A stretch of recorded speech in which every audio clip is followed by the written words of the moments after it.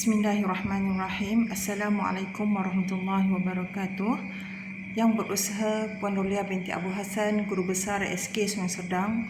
Yang dihormati Tuan Haji Mansur bin Mokhtar, Guru Penolong Kanan Pentadbiran, Guru Penolong Kanan HEM Encik Nur Azman bin Ahmad, dan Guru Penolong Co-Curriculum Tuan Haji Abdul Sattar bin Haji Muhammad Ali.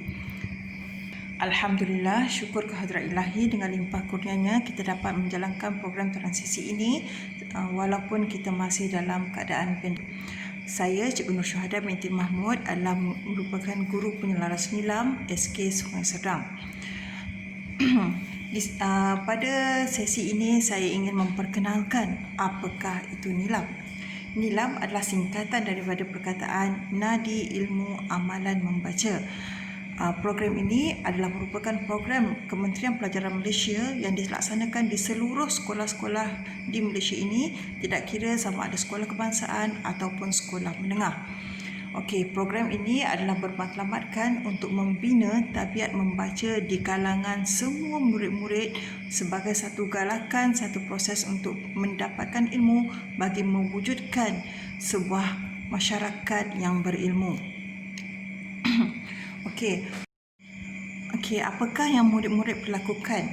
Okey, pertama, murid-murid perlu memilih bahan bacaan, sama ada ia buku ataupun bukan buku. Bahan buku, murid-murid boleh pilih pelbagai bahasa, sama ada nak bahasa Melayu, bahasa Inggeris ataupun bahasa-bahasa lain, termasuk bahasa Arab, bahasa dan sebagainya lah. Okey, dan untuk buku ini, murid-murid perlu kenal pasti sama ada ia adalah buku fiksyen ataupun buku bukan fiksyen. Buku fiksyen ini ialah buku hasil daripada karya penulis yang daripada khayalan ataupun dongeng. Contohnya dia adalah buku dongeng, contohnya buku Pinocchio ataupun buku sejarah legenda. Contohnya Putri Gunung Satubung dan sebagainya. Termasuklah cerita-cerita penyiasatan dan sebagainya, itu adalah cerita fiksyen. Di mana buku bukan fiksyen adalah buku yang menjadikan rujukan, sama ada dia rujukan am atau rujukan khas. Okey, buku rujukan ini termasuklah buku kamus yang murid-murid guna, dan juga buku nota ataupun buku rujukan subjek-subjek yang murid-murid baca. Ia boleh juga dijadikan bahan nilam. Okey, dan bahan bukan buku ialah bahan seperti pamphlet, poster, artikel, majalah dan komik pun boleh dijadikan sebagai bahan bukan buku untuk rekod bacaan nilam ini. Okey, setelah murid memilih bahan bacaan tersebut, murid perlu membaca dan memahami kandungan buku tersebut dan seterusnya merekodkan bahan bacaan tersebut.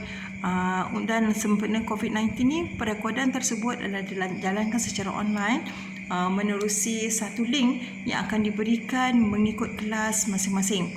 Okey, link ini akan diberikan kepada dalam grup WhatsApp sekolah setiap kelas, dan setiap kelas mempunyai link yang berbeza untuk mengasingkan bahan bacaan daripada setiap kelas.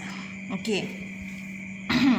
Mengapa perekodan ini penting? Okey, yang pertama, bilangan bacaan buku murid itu akan dikira 3 kali setahun, di mana setiap kali data akan dikutip, ganjaran akan diberikan kepada pembaca-pembaca yang aktif, pembaca-pembaca yang paling banyak, dan murid-murid terbuka luas untuk mendapatkan ganjaran ini kerana bahan bacaan dikategorikan secara meluas, di mana kategori bahasa Inggeris, bahasa Melayu diasingkan, dan juga kategori fiksyen dan bukan fiksyen juga diasingkan untuk memberi peluang kepada murid-murid untuk mendapatkan hadiah dan ganjaran-ganjaran yang tertentu.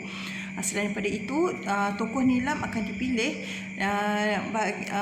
setiap tahun untuk sebagai satu inisiatif melambangkan murid tersebut mempunyai ketokohan yang besar dalam membaca. Dan tokoh nilam ini bukan calon-calon orangnya. Tokoh nilam ini mempunyai potensi diri yang tinggi, di mana hasil bahan bacaan tersebut dapat diaplikasikan dalam pembelajaran. Okey.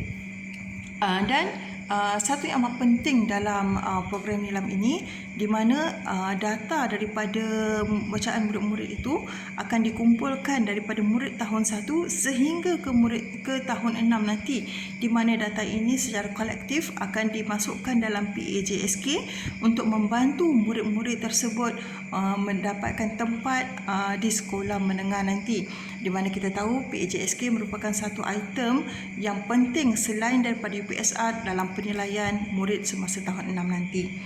Okey. Ibu bapa jangan risau ya untuk anak-anak yang masih tidak tahu membaca. Tuan-tuan dan puan-puan boleh membantu dengan cara membaca bersama dengan anak-anak serta membantu anak-anak memahami kandungan dalam bahan bacaan tersebut serta membantu anak-anak merekodkan bahan bacaan secara online. Dan dengan cara ini anak-anak akan lebih bersemangat untuk membaca, anak-anak lebih termotivasi untuk membaca dan seterusnya mengekalkan tabiat membaca ini satu tabiat yang berterusan bagi mewujudkan generasi yang berilmu. Okey, sekian itu daripada saya. Jangan lupa link untuk setiap kelas akan diberikan pada masa program Nilam yang akan dilaksanakan nanti. Dan program Nilam ini adalah serapan dalam program transisi, di mana setiap artikel yang dibekalkan semasa program transisi ini akan dijadikan bahan rekod Nilam, di mana murid dua serampang dua mata ya, murid membaca artikel tersebut untuk program transisi dan juga mengisi bahan tersebut dalam rekod Nilam. Diharap tuan-puan memberi kerjasama yang sangat kerjasama dalam membantu program ini. Sekian, terima kasih.